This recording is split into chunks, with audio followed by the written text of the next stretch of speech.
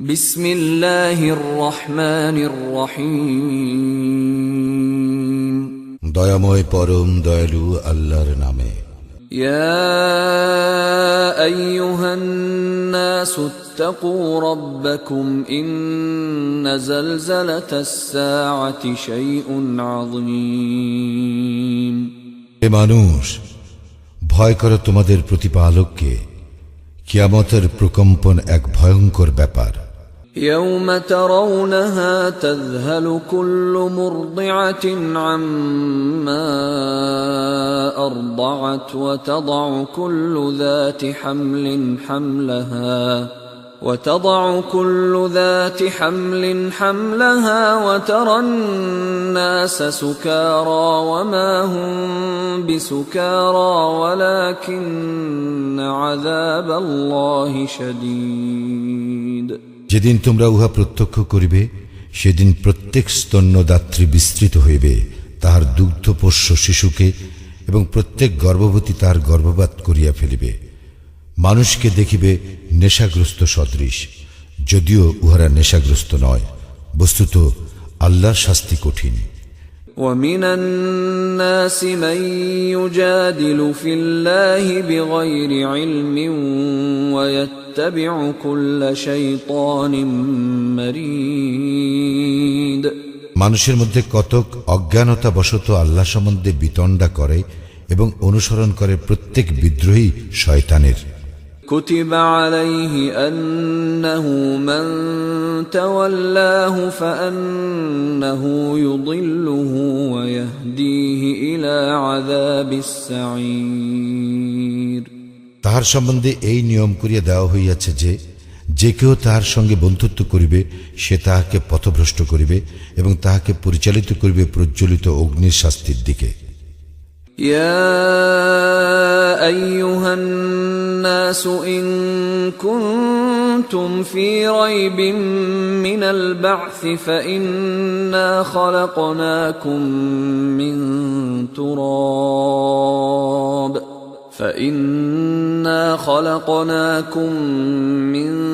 تراب ثم من نطفة ثم من علقة ثم من مضغة مخلقة وغير مخلقة لنبين لكم ونقر في الأرحام ما نشاء إلى أجل مسمى ثم نخرجكم طفلا ثم لتبلغوا أشدكم ومنكم من يتوفى ومنكم من يرد إلى أرذل العمر لكي لا يعلم من بعد علم شيئا وترى الأرض هامدة فإذا أنزلنا عليها الماء اهتزت وربت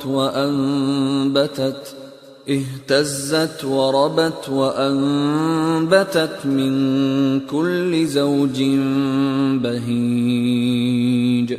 হে মানুষ, পুনরুত্থান সম্বন্ধে যদি তোমরা সন্দিগ্ধ হও, তবে অবধান করো, আমি তোমাদেরকে সৃষ্টি করেছি মৃত্তিকা হইতে, তাহার পর শুক্র হইতে, তাহার পর আলাকা হইতে, তাহার পর পূর্ণাকৃতি অথবা অপূর্ণাকৃতি গোস্তপিণ্ড হইতে তোমাদের নিকট ব্যক্ত করিবার জন্য। আমি যাহা ইচ্ছা করি তাহা এক নির্দিষ্ট কালের জন্য মাতৃগর্ভে স্থিত রাখি, তাহার পর আমি তোমাদেরকে শিশুরূপে বাহির করি, পরে যাহাতে তোমরা পরিণত বয়সে উপনীত হও।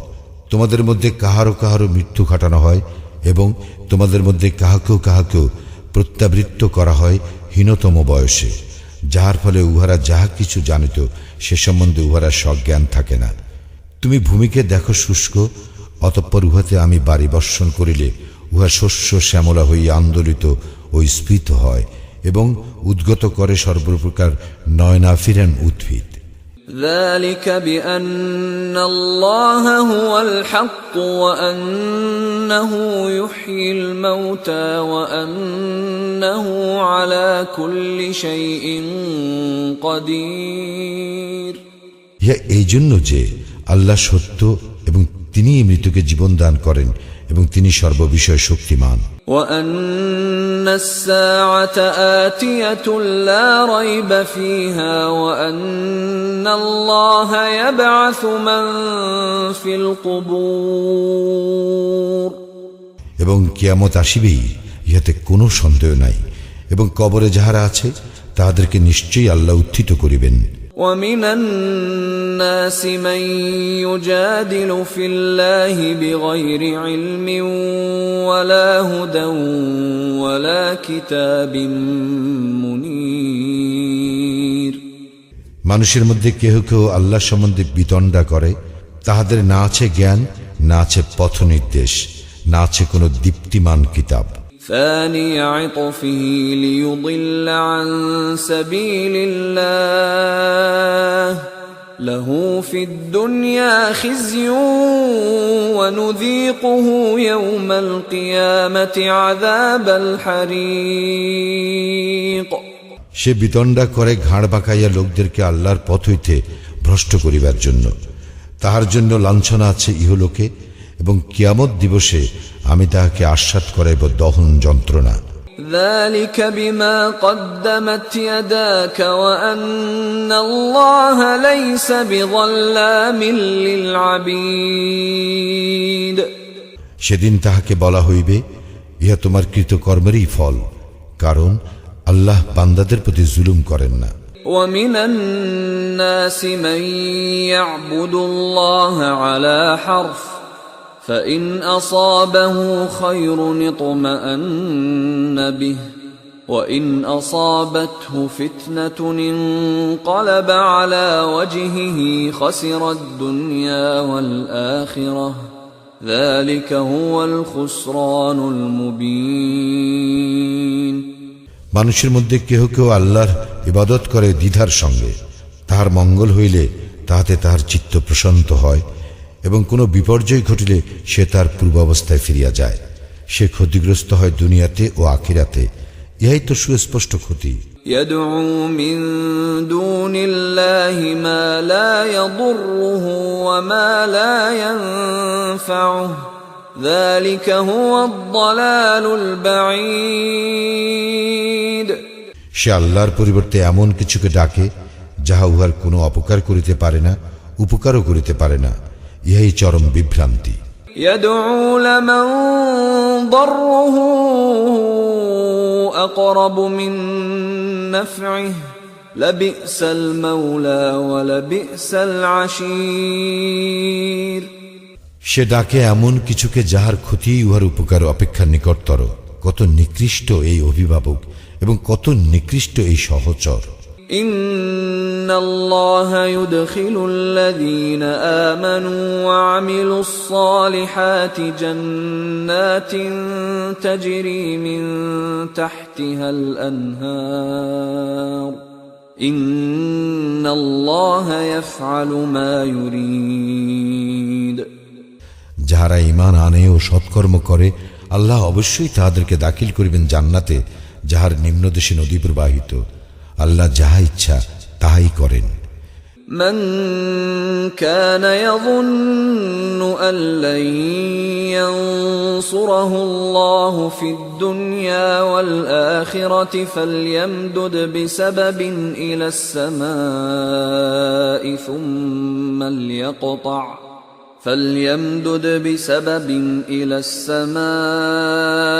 ثم ليقطع فلينظر هل يذهبن كيده ما يغيظ। যে কেহ মনে করে আল্লাহ তাহাকে কখনোই দুনিয়া ও আখিরাতে সাহায্য করিবেন না, সে আকাশের দিকে একটি রজ্জু বিলম্বিত করুক, পরে উহা বিচ্ছিন্ন করুক, অতঃপর দেখুক তাহার প্রচেষ্টা তাহার আক্রোশের হেতু দূর করে কিনা। وكذلك أنزلناه آيات بينات وأن الله يهدي من يريد এইভাবেই আমি সুস্পষ্ট নিদর্শন রূপে উহা অবতীর্ণ করিয়াছি, আর আল্লাহ তো যাহাকে ইচ্ছা সৎ পথ প্রদর্শন করেন। إن الذين آمنوا والذين هادوا والصابئين والنصارى والمجوس والذين أشركوا إن الله يفصل بينهم يوم القيامة إن الله على كل شيء شهيد নিশ্চয়ই যাহারা ঈমান আনিয়াছে এবং যাহারা ইয়াহুদী হইয়াছে, যাহারা সাবিঈ খ্রিস্টান ও অগ্নি পূজক এবং যাহারা মুশরিক হইয়াছে, কিয়ামতের দিন আল্লাহ তাহাদের মধ্যে ফয়সালা করিয়া দিবেন। আল্লাহ তো সমস্ত কিছুর সম্যক প্রত্যক্ষকারী। ألم تر أن الله يسجد له من في السماوات ومن في الأرض والشمس والقمر والنجوم والجبال والشجر والدواب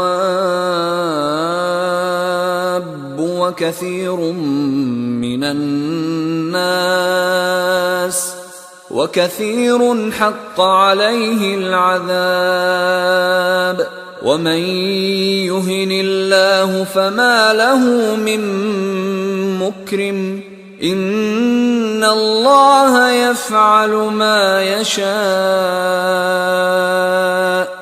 তুমি কি দেখো না যে আল্লাহকে সিজদা করে যাহা কিছু আছে আকাশ মণ্ডলীতে ও পৃথিবীতে, সূর্য, চন্দ্র, নক্ষত্র মণ্ডলী, পর্বতরাজি, বৃক্ষলতা, জীব জন্তু, এবং সিজদা করে মানুষের মধ্যে অনেকেই।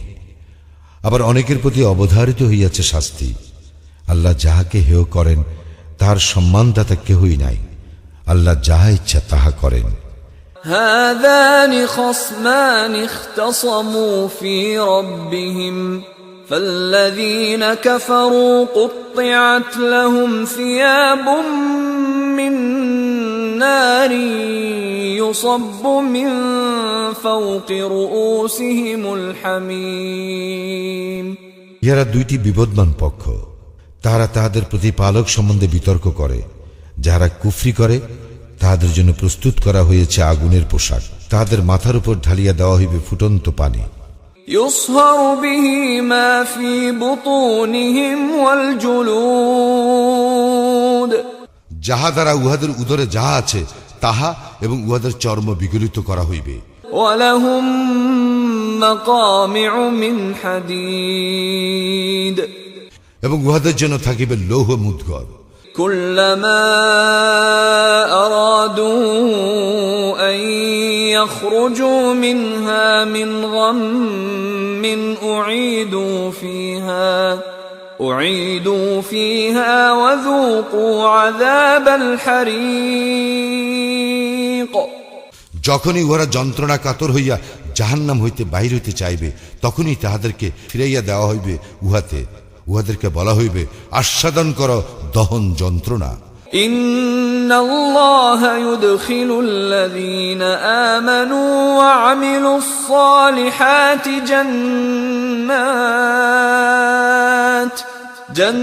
جنات تجري من تحتها الأنهار يحلون فيها من أساور من ذهب ولؤلؤا ولباسهم فيها حرير যাহারা ঈমান আনে ও সৎকর্ম করে আল্লাহ তাহাদেরকে দাখিল করিবেন জান্নাতে, যাহার পাদদেশে নদী প্রবাহিত। সেখানে তাহাদেরকে অলঙ্কৃত করা হইবে স্বর্ণ কঙ্কন ও মুক্তা দ্বারা, এবং সেখানে তাহাদের পোশাক পরিচ্ছদ হইবে রেশমের।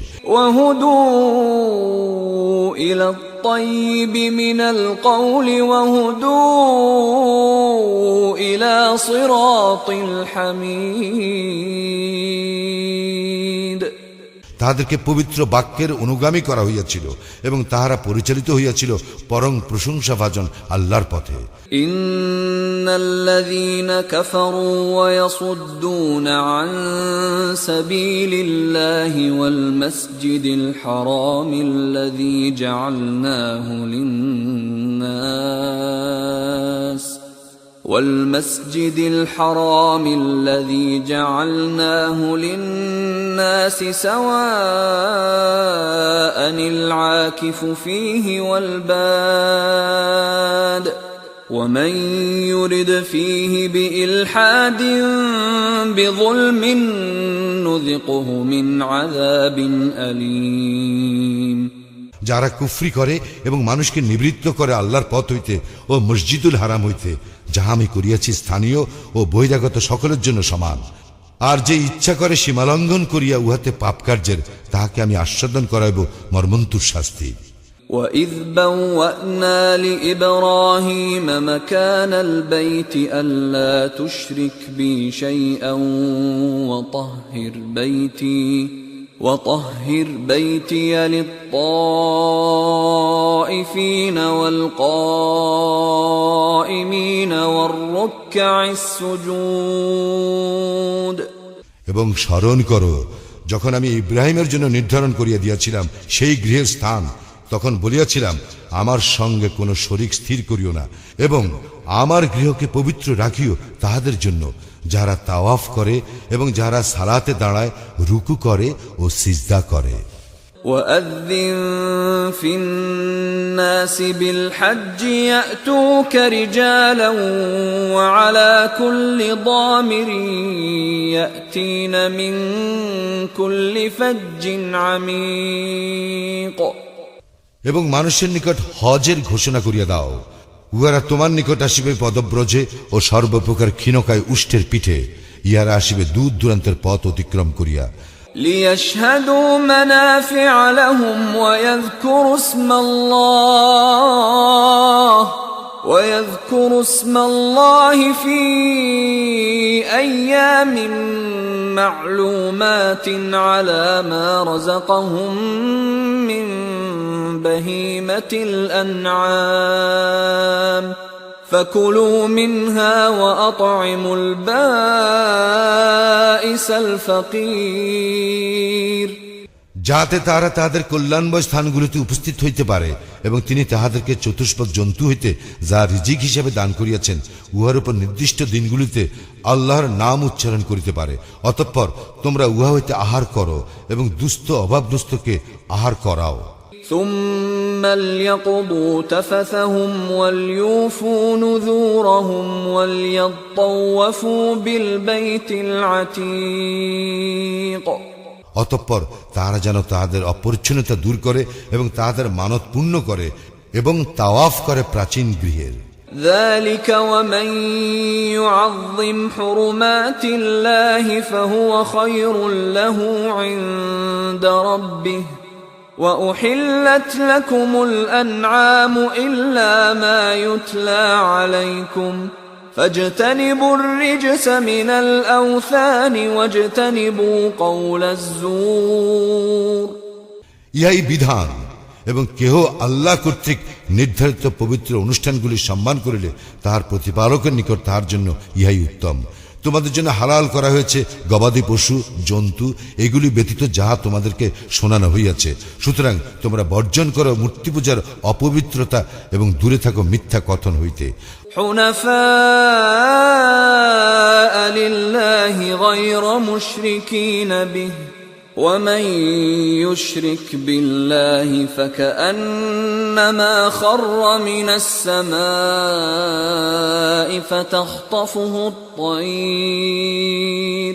فَتَخْطَفُهُ الطَّيْرُ أَوْ تَهْوِي بِهِ الرِّيحُ فِي مَكَانٍ سَحِيقٍ। আল্লাহর প্রতি একনিষ্ঠ হইয়া এবং তাহার কোনো শরিক না করিয়া, এবং যে কেউ আল্লাহর শরিক করে সে যেন আকাশ হইতে পড়িল, অতঃপর পাখি তাহাকে ছো মারিয়া লইয়া গেল, কিংবা বায়ু তাকে উড়াইয়া লইয়া গিয়া এক দূরবর্তী স্থানে নিক্ষেপ করিল। ذَلِكَ وَمَن يُعَظِّمْ شَعَائِرَ اللَّهِ فَإِنَّهَا مِن تَقْوَى الْقُلُوبِ।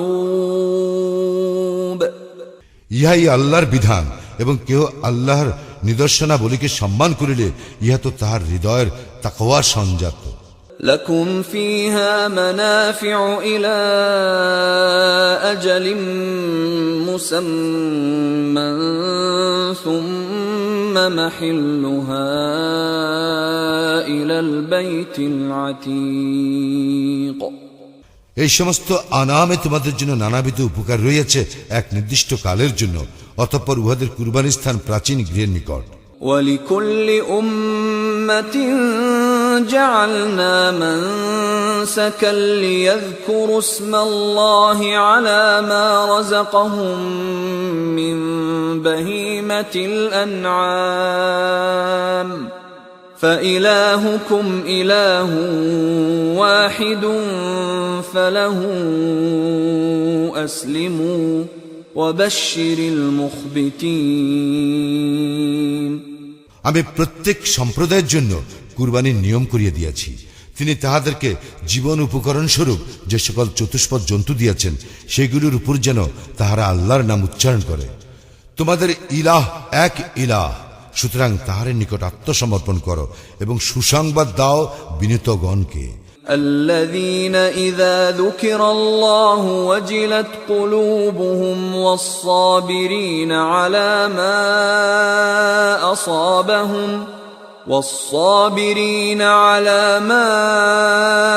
أصابهم والمقيم الصلاة ومما رزقناهم ينفقون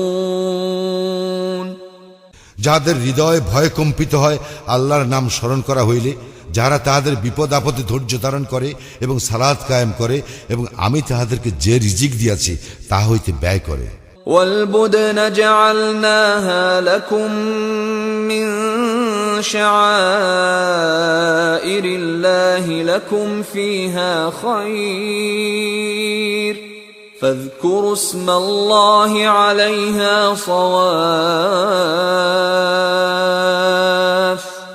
فإذا وجبت جنوبها فكلوا منها وأطعموا القانع والمعتر كذلك سخرناها لكم لعلكم تشكرون এবং উষ্ট্রকে করিয়াছি আল্লাহর নিদর্শনগুলির অন্যতম, তোমাদের জন্য উহাতে মঙ্গল রহিয়াছে। সুতরাং সারিবদ্ধভাবে দণ্ডায়মান অবস্থায় উহাদের উপর তোমরা আল্লাহর নাম উচ্চারণ করো। যখন উহারা কাঠ হইয়া পড়িয়া যায় তখন তোমরা উহা হইতে আহার করো এবং আহার করাও ধৈর্যশীল অভাবগ্রস্তকে ও যাচনাকারী অভাবগ্রস্তকে। এইভাবে আমি উহাদেরকে তোমাদের অধীন করিয়া দিয়াছি যাহাতে তোমরা কৃতজ্ঞতা প্রকাশ করো। لن ينال الله لحومها ولا دماؤها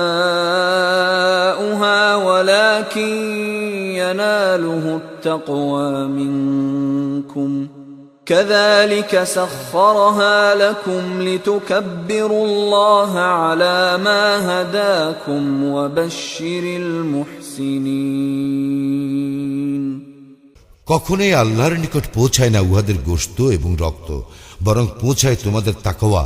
এইভাবে তিনি ইহাদেরকে তোমাদের অধীন করিয়া দিয়েছেন যাহাতে তোমরা আল্লাহ শ্রেষ্ঠত্ব ঘোষণা করো, এই জন্য যে তিনি তোমাদেরকে পথ প্রদর্শন করিয়াছেন। সুতরাং তুমি সুসংবাদ দাও সৎকর্মপরায়ণদেরকে।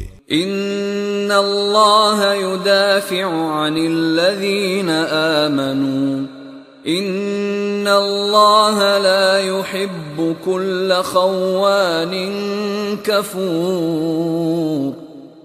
অবশ্যই আল্লাহ রক্ষা করেন মুমিনদেরকে, তিনি কোনো বিশ্বাসঘাতক অকৃতজ্ঞকে পছন্দ করেন না। أذن للذين يقاتلون بأنهم ظلموا وإن الله على نصرهم لقدير যুদ্ধের অনুমতি দেওয়া হইল তাহাদেরকে যারা আক্রান্ত হইয়াছে, কারণ তাহাদের প্রতি অত্যাচার করা হইয়াছে। আল্লাহ নিশ্চয়ই তাহাদেরকে সাহায্য করিতে সম্যক সক্ষম। الذين أخرجوا من ديارهم بغير حق إلا أن يقولوا ربنا الله ولولا دفع الله الناس بعضهم ببعض لهدمت صوامع وبيع وصلوات ومساجد يذكر فيها اسم الله كثيرا ولينصرن الله من ينصره إن الله لقوي عزيز। তাদেরকে তাদের ঘরবাড়ি হইতে অন্যায়ভাবে বহিষ্কার করা হয়েছে শুধু এই কারণে যে তাহারা বলে আমাদের প্রতিপালক আল্লাহ। আল্লাহ যদি মানব জাতির এক দলকে অন্য দল দ্বারা প্রতিহত না করিতেন তাহলে বিধ্বস্ত হইয়া যাইত খ্রিস্টান সংসার বিরাগীদের উপাসনা স্থান, গির্জা, ইহুদীদের উপাসনালয় এবং মসজিদ সমূহ, যাহাতে অধিক স্মরণ করা হয় আল্লাহর নাম। আল্লাহ নিশ্চয়ই তাহাকে সাহায্য করেন যে তাহাকে সাহায্য করে। আল্লাহ নিশ্চয়ই শক্তিমান পরাক্রমশালী। আল্লাযীনা ইম্মাক্কান্নাহুম ফিল আরদি আকামুস সালাতা ওয়া আতাউয যাকাতা ওয়া আমারু বিল মা'রুফি ওয়া নাহাউ আনিল মুনকার ওয়ালিল্লাহি আকিবাতুল উমুর। আমি ইহাদেরকে পৃথিবীতে প্রতিষ্ঠা দান করিলে ইহারা সালাত কায়েম করিবে, যাকাত দিবে এবং সৎকর্মের নির্দেশ দিবে এবং অসৎকর্ম নিষেধ করিবে, আর সকল কর্মের পরিণাম আল্লাহর ইখতিয়ারে। وَإِن يُكَذِّبُوكَ فَقَدْ كَذَّبَتْ قَبْلَهُمْ قَوْمُ نُوحٍ وَعَادٌ وَثَمُودَ। এবং লোকেরা যদি তোমাকে অস্বীকার করে তবে উহাদের পূর্বে অস্বীকার করিয়াছিল তো নূহ, আদ ও সামুদের সম্প্রদায়। وَقَوْمُ إِبْرَاهِيمَ وَقَوْمُ لُوطٍ ইব্রাহিম ও লূতের সম্প্রদায়। وَأَصْحَابُ مَدْيَنَ وَكُذِّبَ مُوسَى فَأَمْلَيْتُ لِلْكَافِرِينَ ثُمَّ أَخَذْتُهُمْ فَكَيْفَ كَانَ نَكِيرِ। এবং মাদিয়ানবাসীরা আর অস্বীকার করা হইয়াছিল মুসাকেও। আমি কাফিরদেরকে অবকাশ দিয়াছিলাম, অতঃপর তাহাদেরকে শাস্তি দিয়াছিলাম। অতএব কেমন ছিল শাস্তি? فَكَأَيِّن مِّن قَرْيَةٍ أَهْلَكْنَاهَا وَهِيَ ظَالِمَةٌ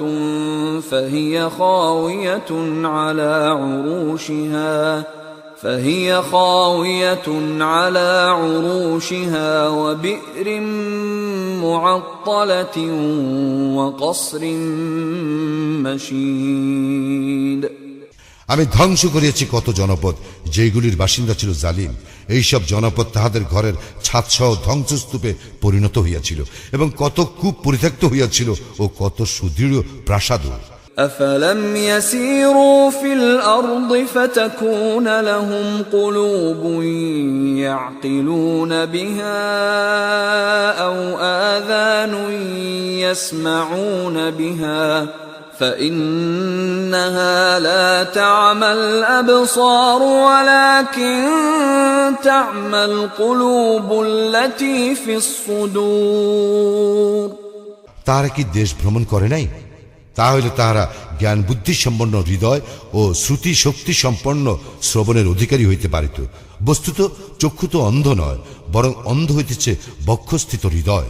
وَيَسْتَعْجِلُونَكَ بِالْعَذَابِ وَلَنْ يُخْلِفَ اللَّهُ وَعْدَهُ وَإِنَّ يَوْمًا عِندَ رَبِّكَ كَأَلْفِ سَنَةٍ مِّمَّا تَعُدُّونَ। তাহারা তোমাকে শাস্তি ত্বরান্বিত করিতে বলে, অথচ আল্লাহ তাহার প্রতিশ্রুতির কখনো ভঙ্গ করেন না। তোমার প্রতিপালকের নিকট একদিন তোমাদের গণনার সহস্র বৎসরের সমান।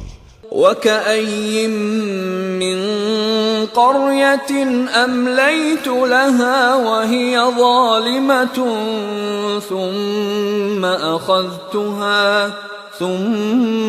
أَخَذْتُهَا وَإِلَيَّ الْمَصِيرُ। এবং আমি অবকাশ দিয়াছি কত জনপদকে যখন উহারা ছিল জালিম, অতঃপর উহাদেরকে শাস্তি দিয়াছি এবং প্রত্যাবর্তন আমারই নিকট। قل يا أيها الناس إنما أنا لكم نذير مبين বলো হে মানুষ, আমি তো তোমাদের জন্য এক স্পষ্ট সতর্ককারী। فالذين آمنوا وعملوا الصالحات لهم مغفرة ورزق كريم সুতরাং যারা ঈমান আনে ও সৎকর্ম করে তাদের জন্য আছে ক্ষমা ও সম্মানজনক জীবিকা। والذين سعوا في آياتنا معاجزين أولئك أصحاب الجحيم এবং যাহারা আমার আয়াতকে ব্যর্থ করিবার চেষ্টা করে তাহারাই হইবে জাহান্নামের অধিবাসী। وما أرسلنا من قبلك من رسول ولا نبي إلا إذا تمنى ألقى الشيطان في أمنيته فينسخ الله ما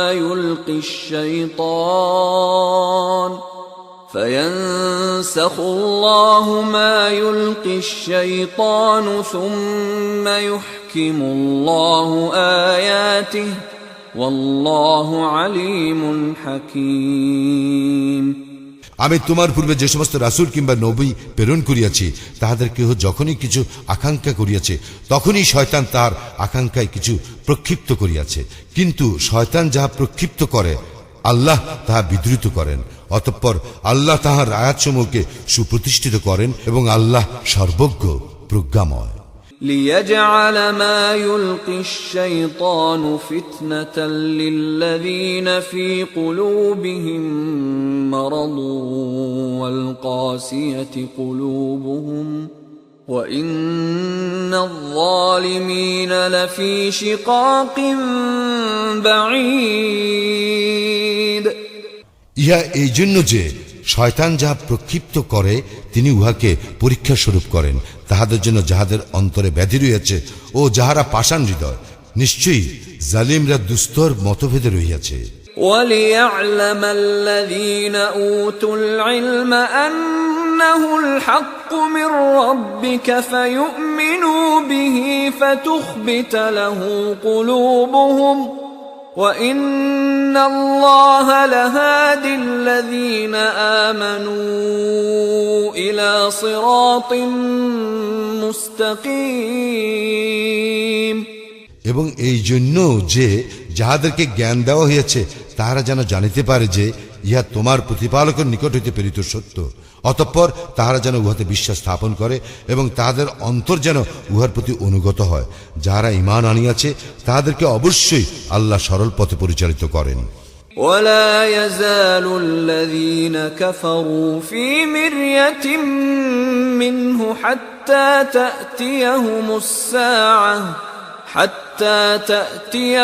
الساعة بغتة أو يأتيهم عذاب يوم عقيم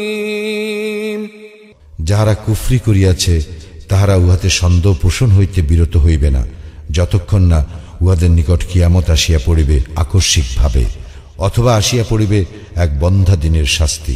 الملك يومئذ لله يحكم بينهم فالذين آمنوا وعملوا الصالحات في جنات النعيم সেদিন আল্লাহরই আধিপত্য, তিনিই তাহাদের বিচার করিবেন। সুতরাং যাহারা ঈমান আনে ও সৎকর্ম করে তাহারা অবস্থান করিবে সুখদ কাননে। والذين كفروا وكذبوا بآياتنا فأولئك لهم عذاب مهين আর যাহারা কুফরি করে ও আমার আয়াতসমূহকে অস্বীকার করে তাহাদেরই জন্য রহিয়াছে লাঞ্ছনাদায়ক শাস্তি। والذين هاجروا في سبيل الله ثم قتلوا أو ماتوا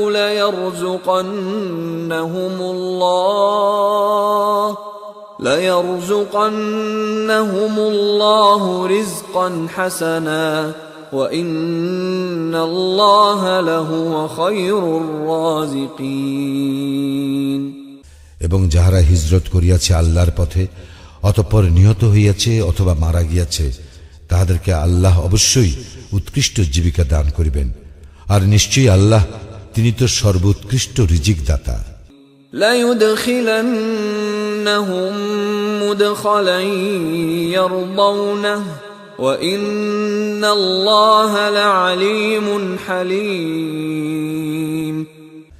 তিনি তাহাদেরকে অবশ্যই এমন স্থানে দাখিল করিবেন যাহা তাহারা পছন্দ করিবে এবং আল্লাহ তো সম্যক প্রজ্ঞাময় পরম সহনশীল ذلك ومن عاقب بمثل ما عوقب به ثم بغي عليه لينصرنه الله إن الله لعفو غفور ইহাই হইয়া থাকে কোন ব্যক্তি নিবৃত্ত হইয়া তুল্য প্রতিশোধ গ্রহণ করিলে ও পুনরায় সে অত্যাচারিত হইলে আল্লাহ তাহাকে অবশ্যই সাহায্য করিবেন আল্লাহ নিশ্চয়ই পাপ মোচনকারী ক্ষমাশীল ذلك بأن الله يولج الليل في النهار ويولج النهار في الليل وأن الله سميع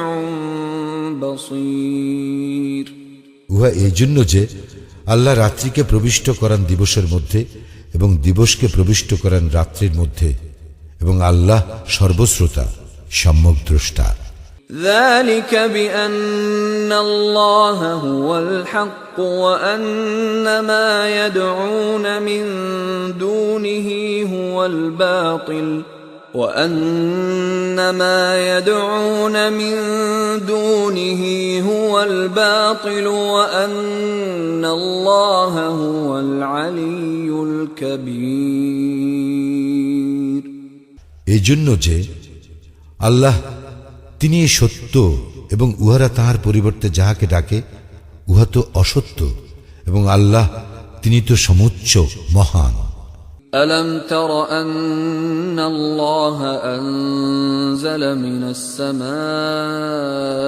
ماء فتصبح الأرض مخضرة إن الله لطيف خبير তুমি কি লক্ষ্য করো না যে আল্লাহ বারি বর্ষণ করেন আকাশ হইতে যাহাতে সবুজ শ্যামল হইয়া উঠে পৃথিবী নিশ্চয় আল্লাহ সম্যক সূক্ষ্মদর্শী পরিজ্ঞাত له ما في السماوات وما في الأرض وإن الله لهو الغني الحميد আকাশ মণ্ডলীয় পৃথিবীতে যাহা কিছু আছে তাহা তাঁহারই এবং আল্লাহ তিনি তো অভাবমুক্ত প্রশংসার্হ ألم تر أن الله سخر لكم ما في الأرض والفلك تجري في البحر بأمره ويمسك السماء أن تقع على الأرض إلا بإذنه إن الله بالناس لرؤوف رحيم তুমি কি লক্ষ্য করো না যে আল্লাহ তোমাদের কল্যাণে নিয়োজিত করিয়াছেন পৃথিবীতে যাহা কিছু আছে তৎসমুদয়কে এবং তাহার নির্দেশে সমুদ্রে বিচরণশীল নৌযান সমূহকে আর তিনি আকাশকে স্থির রাখেন যাহাতে উহা পতিত না হয় পৃথিবীর উপর তাহার অনুমতি ব্যতীত আল্লাহ নিশ্চয়ই মানুষের প্রতি দয়ার্দ্র পরম দয়ালু وهو الذي أحياكم ثم يميتكم ثم يحييكم إن الإنسان لكفور এবং তিনি তোমাদেরকে জীবন দান করিয়াছেন অতঃপর তিনি তোমাদের মৃত্যু ঘটাইবেন পুনরায় তোমাদেরকে জীবন দান করিবেন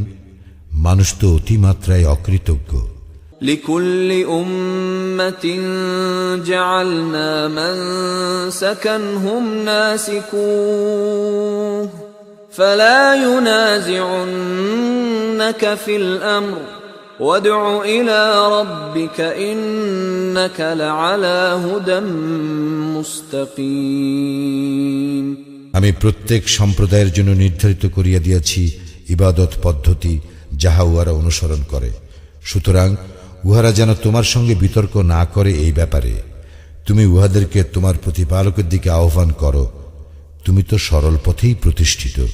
وَإِن جَادَلُوكَ فَقُلِ اللَّهُ أَعْلَمُ بِمَا تَعْمَلُونَ উহারা যদি তোমার সঙ্গে বিতণ্ডা করে তবে বলিও, তোমরা যাহা করো সে সম্বন্ধে আল্লাহ সম্যক অবহিত। الله يحكم بينكم يوم القيامة فيما كنتم فيه تختلفون তোমরা যে বিষয়ে মতভেদ করিতেছ, আল্লাহ কিয়ামতের দিন সে বিষয়ে তোমাদের মধ্যে বিচার মীমাংসা করিয়া দিবেন। ألم تعلم أن الله يعلم ما في السماء والأرض إن ذلك في كتاب إن ذلك على الله يسير তুমি কি জানো না যে আকাশ ও পৃথিবীতে যাহা কিছু রহিয়াছে আল্লাহ তাহা জানেন, এই সকলই আছে এক কিতাবে, নিশ্চয়ই ইহা আল্লাহর নিকট সহজ। ويعبدون من دون الله ما لم ينزل به سلطانا وما ليس لهم به علم وما للظالمين من نصير এবং উহারা ইবাদত করে আল্লাহর পরিবর্তে এমন কিছুর যাহার সম্পর্কে তিনি কোনো দলিল প্রেরণ করেন নাই এবং যাহার সম্বন্ধে তাহাদের কোনো জ্ঞান নাই, আর জালিমদের কোনো সাহায্যকারী নাই। وَإِذَا تُتْلَى عَلَيْهِمْ آيَاتُنَا بَيِّنَاتٍ تَعْرِفُ فِي وُجُوهِ الَّذِينَ كَفَرُوا الْمُنكَرَ يَكَادُونَ يَسْطُونَ بِالَّذِينَ يَتْلُونَ عَلَيْهِمْ آيَاتِنَا قُلْ أَفَأُنَبِّئُكُم بِشَرٍّ مِّن ذَلِكُمْ النَّارُ وَعَدَهَا اللَّهُ الَّذِينَ كَفَرُوا وَبِئْسَ الْمَصِيرُ এবং উহাদের নিকট আমার সুস্পষ্ট আয়াতসমূহ তিলাওয়াত করা হইলে তুমি কাফিরদের মুখমণ্ডলে অসন্তোষ লক্ষ্য করিবে। যাহারা উহাদের নিকট আমার আয়াত তিলাওয়াত করে তাহাদেরকে উহারা আক্রমণ করিতে উদ্ধত হয়। বলো, তবে কি আমি তোমাদেরকে ইহা অপেক্ষা মন্দ কিছুর সংবাদ দিব? ইহা আগুন। এ বিষয়ে আল্লাহ প্রতিশ্রুতি দিয়েছেন কাফিরদেরকে, এবং ইহা কত নিকৃষ্ট প্রত্যাবর্তন স্থল। يا أيها الناس ضرب مثل فاستمعوا له إن الذين تدعون من دون الله لن يخلقوا ذبابا ولو اجتمعوا له وَإِن يَسْلُبْهُمُ الذُّبَابُ شَيْئًا لَّا يَسْتَنقِذُوهُ مِنْهُ ضَعُفَ الطَّالِبُ وَالْمَطْلُوبُ হে মানুষ, একটি উপমা দেওয়া হইতেছে, মনোযোগ সহকারে উহা শ্রবণ করো। তোমরা আল্লাহর পরিবর্তে যাহাদেরকে ডাকো তাহারা তো কখনো একটি মাছিও সৃষ্টি করিতে পারিবে না। এই উদ্দেশ্যে তাহারা সকলে একত্র হইল, এবং মাছি যদি কিছু ছিনাইয়া লইয়া যায় তাহাদের নিকট হইতে ইহাও তাহারা উহার নিকট হইতে উদ্ধার করিতে পারিবে না। অন্বেষক ও অন্বেষিত কতই দুর্বল। মা কদরুল্লাহ হাক্ক কদরিহি ইন্নাল্লাহা লাকাওয়িয়্যুন আজিজ উহারা আল্লাহর যথোচিত মর্যাদা উপলব্ধি করে না। আল্লাহ নিশ্চয়ই ক্ষমতাবান, পরাক্রমশালী। আল্লাহু ইয়াসতাফি মিনাল মালাইকাতি রুসুলান ওয়া মিনান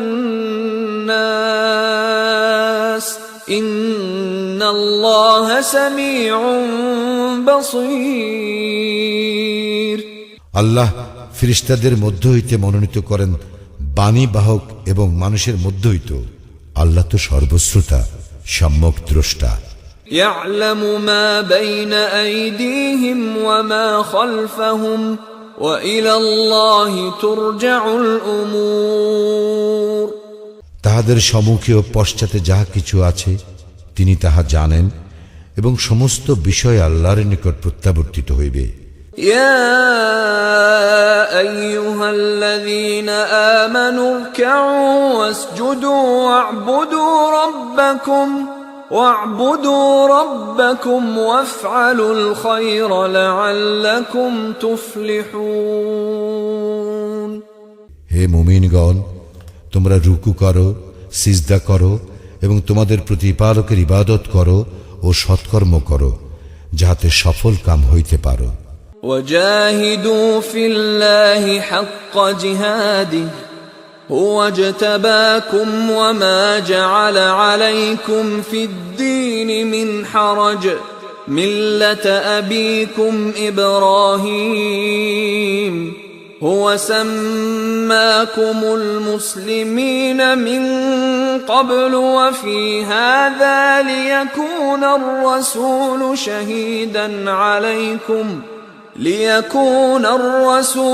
شهيدا عليكم وتكونوا شهداء على الناس فأقيموا الصلاة وآتوا الزكاة واعتصموا بالله هو مولاكم فنعم المولى ونعم